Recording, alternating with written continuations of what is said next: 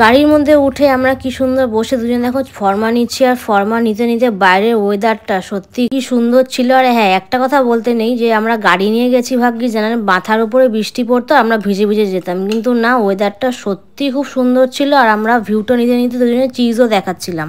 But আমরা দুজনে গাড়িতে বসে বসে একটা জিনিসই ভাবছিলাম যে বৃষ্টিটা কখন থামবে আর আমরা গাড়ির থেকে নেমে সেই ডেস্টিনিতে যাব। কিন্তু হ্যাঁ, তারপর যা একটা খরা রোদ উঠলো, কিছু বলার নেই। কিন্তু ভেতরটা ঠান্ডাই ছিল, যেহেতু এসি চলছিল। বাইরের ভিউটা দেখে আমরা দুজনে সত্যি ফিদা হয়ে গেলাম। এদিকে আমি আবার চিজ নিচ্ছিলাম আর ও ভিডিও করে দিচ্ছিল, আর এদিকে দাদাও ভাবছে যে কতক্ষণে যাব, বাট রাস্তাটা অনেকক্ষণেরই ছিল। তো দেখো ফাইনালি আমরা এরকম ভাবতে ভাবতে তিনজনে মিলে, বলবো না, দাদা তো ড্রাইভার, আবার আমরা দুজনে মিলেই ভাবছিলাম যে পৌঁছে আমরা ফাইনালি গেলাম।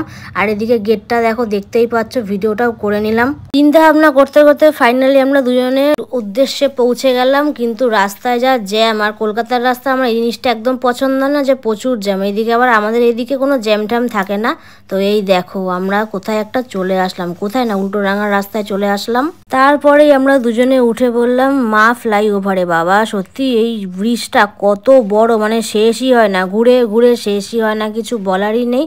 আর এই দিকে দেখো আমাদের 2 ঘন্টা জার্নি পূর্ণ করে আমরা ফাইনালি যেই জায়গার উদ্দেশ্যে আজকে বৃষ্টির দিনে বেরিয়েছিলাম সেখানে আমরা ঢুকে পড়লাম। তো চলো ভিডিওটা দেখার জন্য পুরো স্কিপ না করে ভিডিওটা দেখতে হবে, সঙ্গে থাকো, পাশে থাকো। তো কোথায় আসলাম, কি করতে আসলাম, পরের স্টেজে তোমরা দেখতে পারবে।